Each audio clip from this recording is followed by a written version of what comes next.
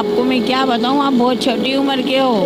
ऐसे ऐसे लोग आते हैं, पैसे जेब में रख के दिखाते हैं, एक रात के लिए चलो हम तुम्हें पैसे देते हैं।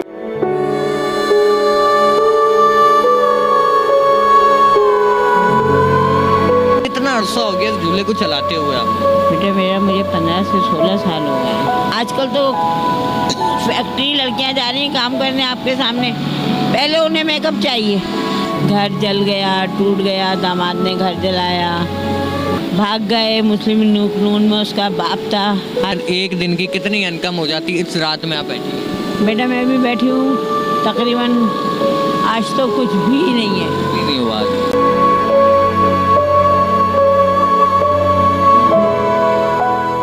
आज हम आपकी मुलाकात करवा रहे हैं कराची की बाहिम्मत माँ से, जो कि खुद बेड़ा उठाया झूले पर ये, और इस झूले के ऊपर एक बिजनेस करती हैं। और इन्होंने जो है ये अपने बच्चों की किफ़ालत करने के लिए झूले का बेड़ा उठाया और 15 से 16 साल हो चुके हैं झूला चलाकर अपने बच्चों की, अपने घर की किफ़ालत करेंगे। सम्मा की दुख भरी दास्तान जानते हैं। अस्सलाम वालेकुम अम्मा। वालेकुम अस्सलाम। कैसी हैं? ठीक है, अल्लाह का करम है। बस सबसे पहले मुझे बताइएगा आप कि कितना अरसा हो गया इस झूले को चलाते हुए आप? बेटा मेरा मुझे 15 से 16 साल हो गए। झूला ही चला रही हैं आप? भी चला रही। मुझे बताइएगा कि इतने अरसे के अंदर सिलाइयाँ करती थी, घर में बैठकर सिलाई करती थी, छोटे छोटे होटल चलाए, खाना बना के बेचती थी रमज़ानों में इधर उधर। क्योंकि मेरे शौहर शुरू से उनको दिखाई नहीं देता था। उसके बाद अल्लाह ताला ने मेरे बच्चे बड़े करे। एक बच्चा मेरा 16-17 साल का था, जो 12 साल की उम्र से ही काम करने लगा था। बेटी थी, वो भी छोटी सी उम्र में काम करने लगी थी।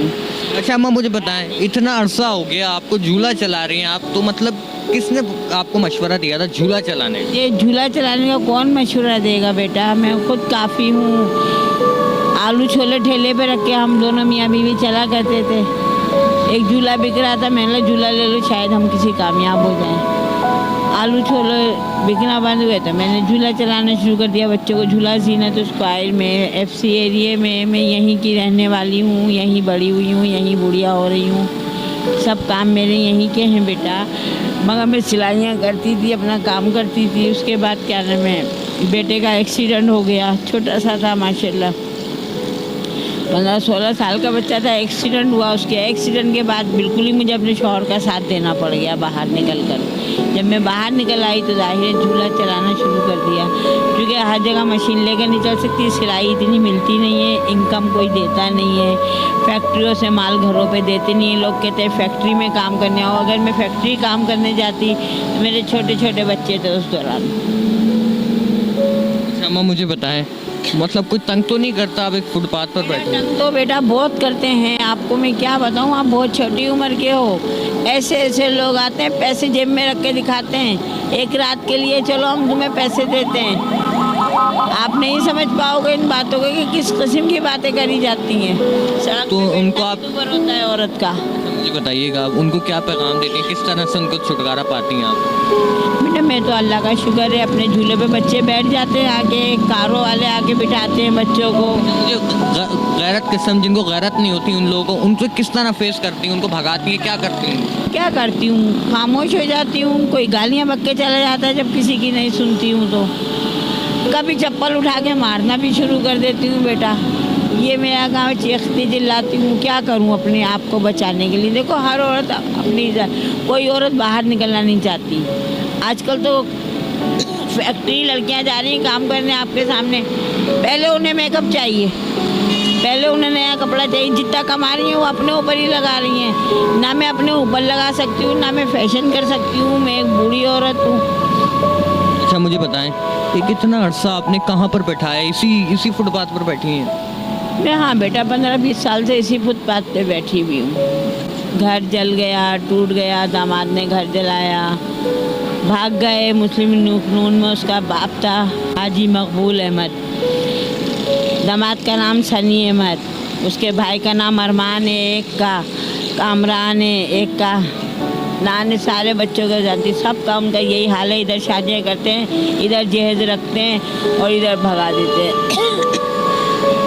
अच्छा, तो मुझे बताइएगा, कभी जैसे कोई इमदाद नहीं करता आपकी?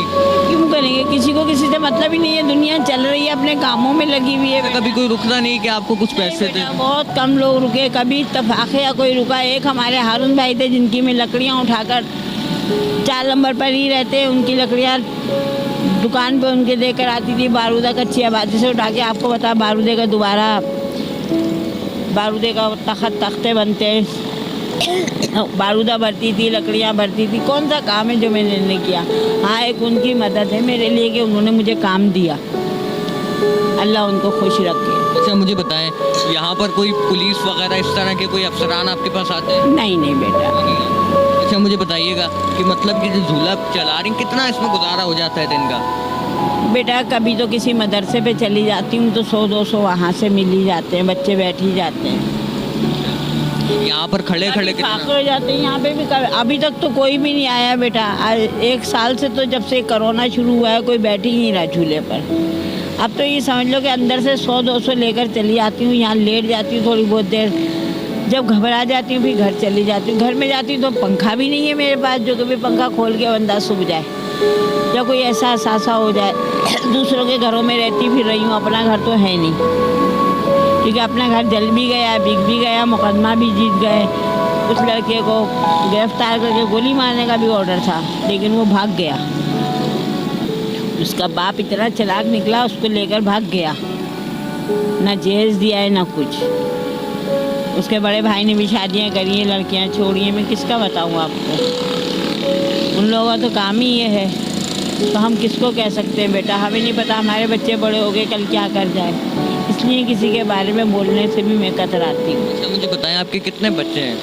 मेरा बेटा है, आपकी बराबर है, 20 साल का है। झूठ के बोलूँ, पैरों से भी मोहताज। टोटल कितने बच्चे हैं आपके? आप नॉर्मल है बेटा, इस वक्त तो छोटे छोटे नवासी ही है मेरे पास। एक ही बच्चे हैं? हाँ, बाकी बच्चों का इंतकाल हो गया है, कुछ शादीशुदा होकर चली गई हैं लड़कियाँ। तो शादीशुदा होकर गए, जिनके बच्चों की शादियाँ हो गई हैं, वो सपोर्ट नहीं करते? बेटा, उनको मैं नहीं बुलाना चाहती, ना बताना चाहती हूँ। उसकी अच्छा, इसकी वजह ये कि आपको पता है लड़कियों को कितनी जल्दी छोड़ दिया जाता है।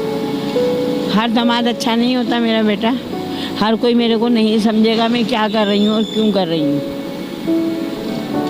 अच्छा, मुझे बताएं कि यहाँ पर जो आप लगाती हैं, शादी आने का, इसमें कोई बारात आ जाती है तो झूले लगा लेती हूँ वहाँ जाकर। बारात से कम से कभी हो जाता है 500 का 600 का गुजारा हो ही जाता है। रोज़ इनका आसरे देखती हूँ, कहाँ बारात आई है, कहाँ जाना है मुझे, कहाँ सालगिरह है, कहाँ जाना है मुझे। अच्छा, मुझे बताएं, यहाँ पर तकरीबन एक दिन की कितनी इनकम हो जाती है इस रात में आप बैठी? बेटा, मैं भी बैठी हूँ तकरीबन, आज तो कुछ भी नहीं है। नहीं हुआ आज? अच्छा, कल मैंने 100 रुपये बनाए थे, परसों मेरे को मिल गए थे 300 रुपये, मदरसे पहुँच गई थी मैं कल। आज मेरी तबीयत बिल्कुल ठीक नहीं थी, मैं कहीं भी नहीं जा पाई। और ये यानी कि ये जो झूला है आपने कितने का परचेज किया था, कितने का खरीदा था? बेटा, ये झूला तो मैंने किस्तों पर लिया था। क्या किस्त थी?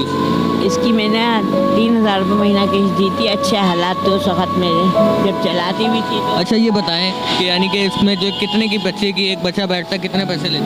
आप 10 लेते हैं, पहले 5 लेते थे। यानी कि अभी मुनासिब ही आपने पैसे रखे हैं, कोई 20-30-40? 25 लगा रखे हैं। ईद पर भी लोग 20-20 रुपये में चलाते हैं, मगर मैं वही अपने 10 रुपये रखती हूँ। यानी कि कहाँ कहाँ खड़ी होती हैं आप? बेटा, मैं यहाँ से सरजानी भी चली जाती हूँ, कोरंगी भी चली जाती जब हूँ। पैदल ही चली जाती हैं? हाँ बेटा, यानी कि इतनी दूर दराज इलाकों में आप जाती हैं? कारोबार जम जाए बेटा, हो सकता है मुझे वहाँ 1000 रुपये मिल जाए, 1000 रुपये की खातिर मैं निकल पड़ती हूँ कि मुझे कभी बच्चों की फीस देनी पड़ जाती है, कभी कोई बहाने। दवाई तो खैर रोज़ की है बेटा, कभी खाती हूँ कभी नहीं खाती। शुगर की मरीज़ हूँ, दिल की मरीज़ हूँ, ब्लड प्रेशर है। कौन सी बीमारी आपको ऐसी बताई जाए? कैंसर था, कोई कहता है ख़त्म हो गया, कोई कहता है अभी दवाई खाते रहो। जिना जाती हूँ, दवाई ले आती हूँ।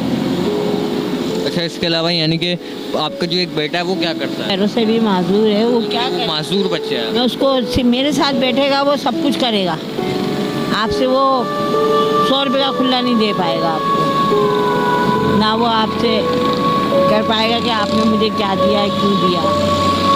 अब ऐसे बच्चे को कहीं छोड़ दिया जाए तो क्या होता है? आपको पता है कि लोग समझते नहीं है। अगर कोई उठा के ले गया, कभी वो छोटा सा था तो एक औरत आई थी, कहती है बच्चा मुझे दे दो। मुझे पता है ऐसे बच्चों को ले जाके ये लोग बेच देते हैं, भीख मंगवाते हैं। मैंने अपना बेटा किसी को नहीं दिया। मैं खुद बताएं आगे का क्या इरादा है आपका? बेटा मेरा अपना घर हो जाए, मेरा इरादा सिर्फ इतना है कि मेरा अपना घर हो जाए। मैं सिर्फ ये चाहती हूँ अपना घर कर लूँ अपने बच्चे के लिए, छोटी सी परचून की दुकान बनाऊँ या सिलाई का सेटअप डालूँ जो मुझे आती है।